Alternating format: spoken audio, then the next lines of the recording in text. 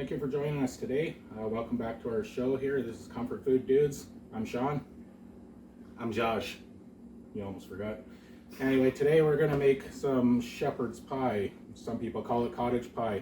Shepherd's pie without lamb apparently is not shepherd's pie, but today we're making it with beef, and we always call it shepherd's pie. So, moving on. So the ingredients to this here, again, most of my stuff I don't measure. I do everything by taste. Both of us brothers do here. That's how our mom taught us growing up. So we'll just do the best we can to help you see what we're doing. So I've got about 2 pounds of ground beef here. I'm going to make a big batch here because we want enough to feed the whole family and then plus have a little leftovers for tomorrow. So I got about 2 pounds of ground beef. I got 2 medium to large onions. I got just 1 can of corn. You can use fresh corn if you have it. I have canned corn. Okay.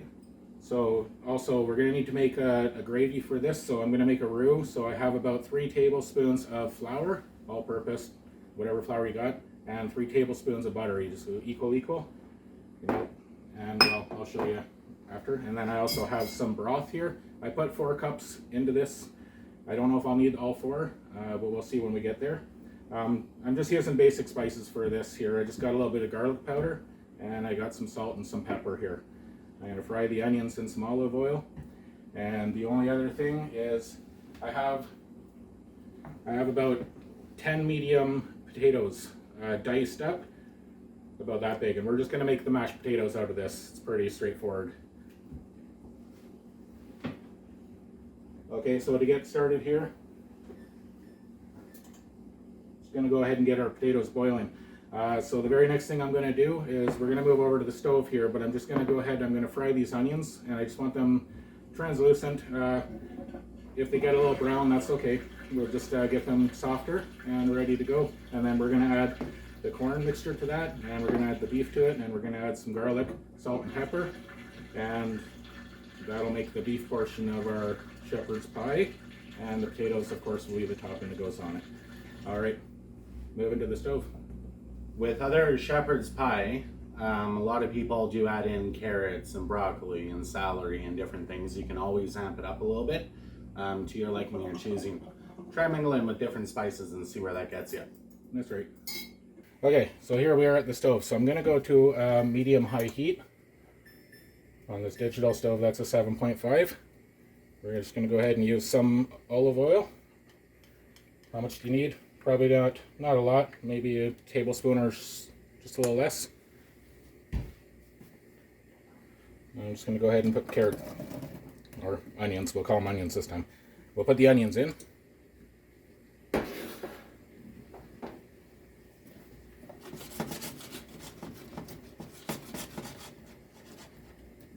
We're just going to let these break down and get softer, and that's really all we're shooting for here. And the potatoes, of course, need to just come up to a boil.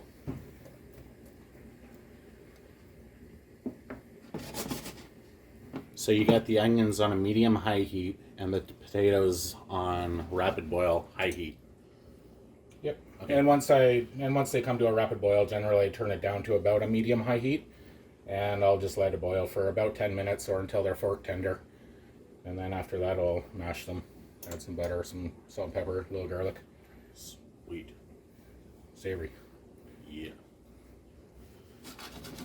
So guys, also a good thing to remember, if you have a bigger family and you seem to always be rushed or pressed for time, one of the things that you can do is if you have a full-size bag of onions that you bought from the grocery store, sometimes onions will go bad, and same with peppers and stuff like that. So to prevent that from happening, and I like to call this a hidden food group, and the reasons being is you're just going to be incorporating inside meals. But what you can do is you can dice up an entire bag of onions and then get them into Glad bags, and you can freeze them. They'll hold up to 4 to 6 months. So then just that way, if you ever go to need onions inside of a meal or something, you can just pull them right out of the freezer and it's already pre-diced for you, add it in as the ingredient, you're good to go. And again, the same with peppers, right? So if you're looking to use the peppers for a big part of the meal where it's going to be fresh and it's got to be crispy, that's something that you don't want to freeze. You're just going to want to use straight off the cut. Oh, good tip. Makes sense. Okay, so our potatoes are coming to a boil here. I'm just going to turn it down just a little so it doesn't flow over. And same with the onions. They're starting to get a little bit browner than I want. My pan's a little hot. I'm going to bring this temperature down a little bit here too. I'm almost right at half, or medium I guess, on my stove. Again, we don't want to burn them or cook them too hard right now. Just make them a little softer.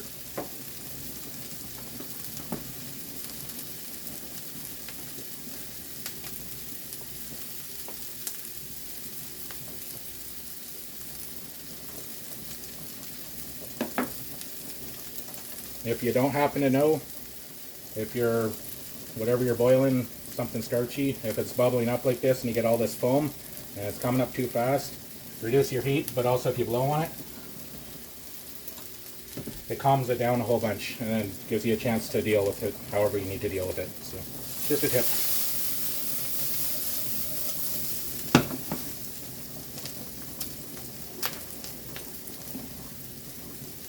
To add to that note, another thing that you can do, if you're a medium to 3/4 high heat and you have that rapid boil going on, such as the potatoes with that foam coming over, if you put a wood spoon over top, believe it or not, it actually slows down the boil effect of the bubbles. So the bubbles, the rapid boil will hit the wood and it'll kind of absorb. So it's just a little trick anyway. Yeah, that's good.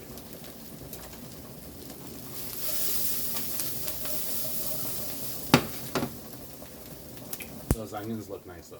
Yeah. Yeah. I'm going to come in with a little bit of salt, just a sprinkle on top. Use your discretion. If you don't like as much salt, use less. If you like more, go for it. Same pepper.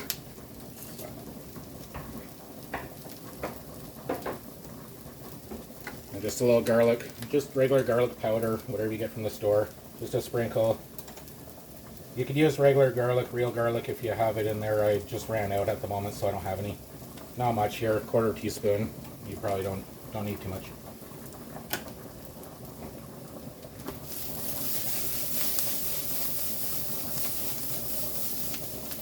Yeah, these are getting close. I'm almost happy with that.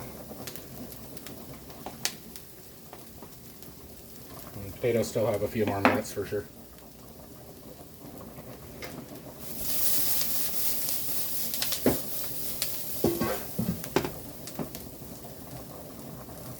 Okay, so the onions, I'm going to call this good enough for now. That's it's got a little bit of crisp on some. I can definitely start to see through some of it, so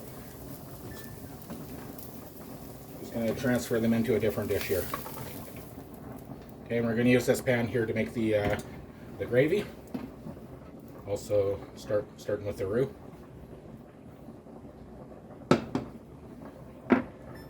Generally, for a roux, you want a higher heat. My pan's already good and hot. Start with your butter. Thanks, babe.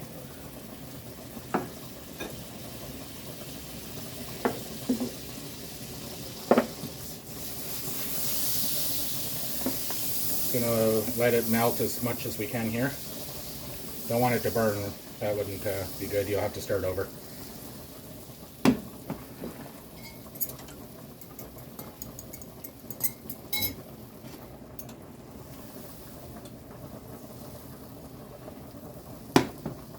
Almost there.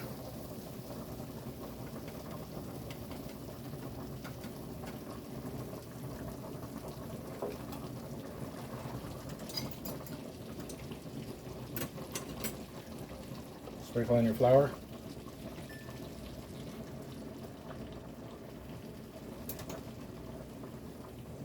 Thank you. Okay. You can cook this for up to a minute here. It gets rid of some of your flour taste, so your gravy doesn't taste too floury.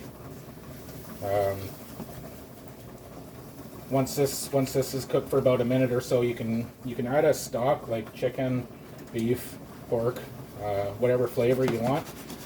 Or if you want to just make like a white sauce, you can add a cream or a milk. And if you want to make a cheese sauce, add the cream and milk, and then also add cheese to whichever amount you want there, and then you got yourself a nice cheese sauce. So, but in this case, beef gravy. So I have that beef broth that I had sitting there. I'm just going to go ahead and I'm going to start adding that.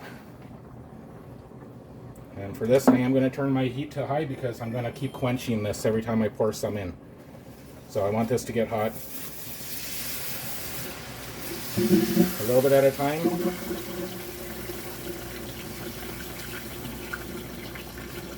It thickens pretty quick, as long as you let it come back to a boil. Pour a little more in there. Sorry, I got my dishwasher running in the back. Not sure if that's really overpowering our video here, but I must keep going here because I've started the process. Okay, that's going to keep thickening up, so I'm going to have to keep adding, but I'm just going to give it a moment to catch up.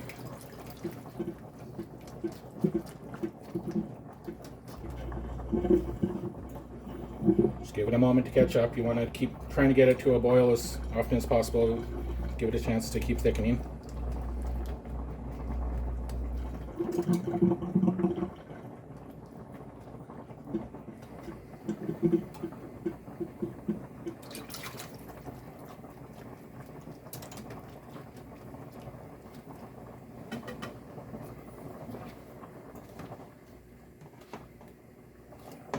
Potatoes are getting pretty close.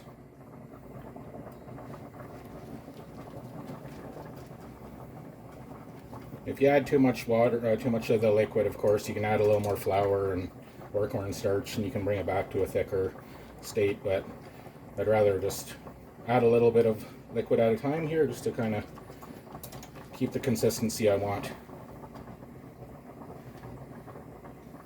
They're still a little thin for what I prefer. If you didn't add enough flour in the first place with your butter, you'll never get it thick enough unless you, well, add substantially less liquid, of course. And with the roux, you're going to add equal amounts of flour to your butter. Yeah. I don't think I need a lot more liquid here. I think we're doing okay. Okay. Like I said, I don't need all the broth. I just grabbed made sure I had extra here for the sake of this.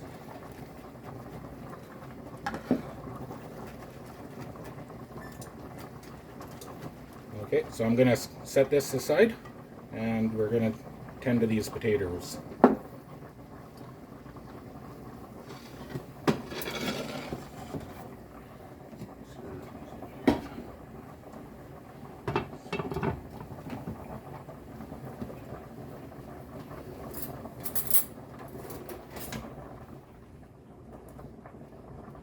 They break apart pretty easily there, so I know it's about ready to be mashed.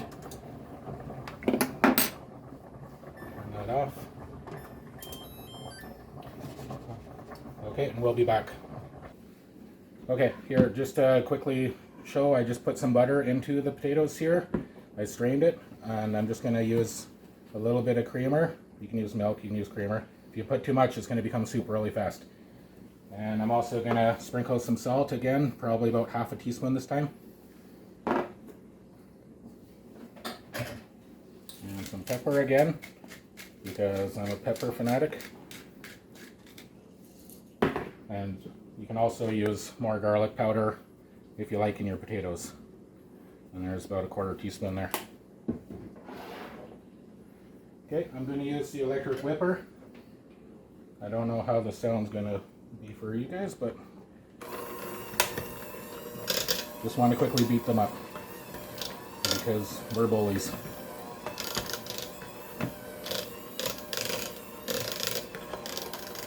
If you like whipped potatoes with no chunks whatsoever, this is your best friend, one of these electric mixers.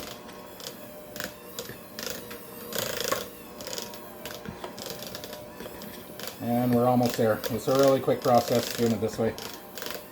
I do have the old manual kind, but well, this is nicer. And that's it. Okay, so we have our potatoes here.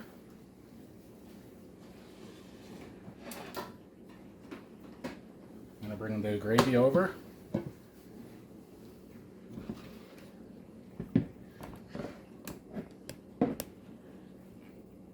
Okay, so for the onions that we had browned or softened, we're just going to go ahead and we're going to add the ground beef to that. We might not use all of this whole mixture in this casserole dish that I'm going to use, but it's better to have enough ingredients than not enough. And again, since I don't measure anything, I've come up short before.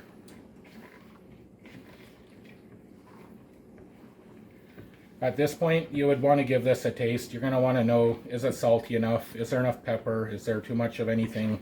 Do you need garlic? Is there anything you'd prefer to add to this? Now's your chance. Okay, we're just making a basic meat mixture. And I don't know if anyone else really does it, but I do like to. And that is just to add a little bit of the gravy in. Okay, I'm going to use about a cup.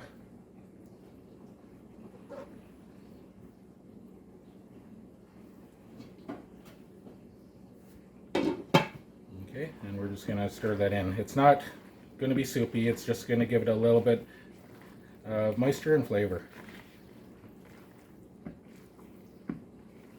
This, of course, sits at the bottom of the casserole dish, and then you have potatoes on top, so if you do happen to pour gravy over the top, well, every bite will already have some gravy in it. Okay, so I have a casserole dish that I've gone ahead and sprayed some cooking spray into. We're going to pour this in. Sorry if you can't see that very well. Okay. I do this by eye, but I'm looking at about a third to a half, depends how much beef you want in there, I suppose, or filling. But about a third of the way. And then I come in with the potato mixture. Okay, same thing. We're just going to go get it in there. I'm going to use all of the potato in here. Got to get your spuds in you. Okay. Just going to spray it out with a fork here.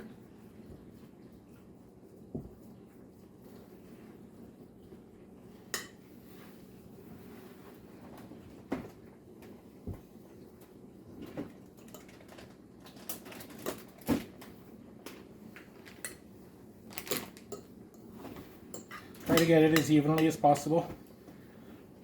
More for presentation than anything, it doesn't matter otherwise, but I like to.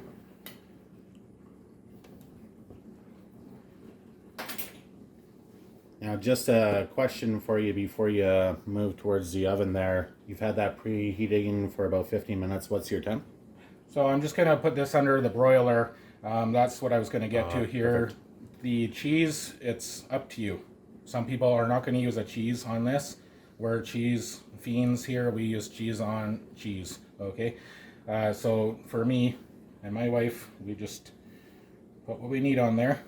So the only reason it's going to go under the broiler is pretty much just to brown this cheese.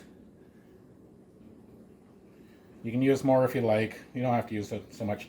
And if you have parsley or cilantro or green onion at this point, you could put a little bit on. I'm actually out of that right now, so I won't be able to. I have to make the trip to the store. Okay, so for this here, I'm just going to go ahead into the oven, and I'm just going to let it go until it browns, and that's far enough.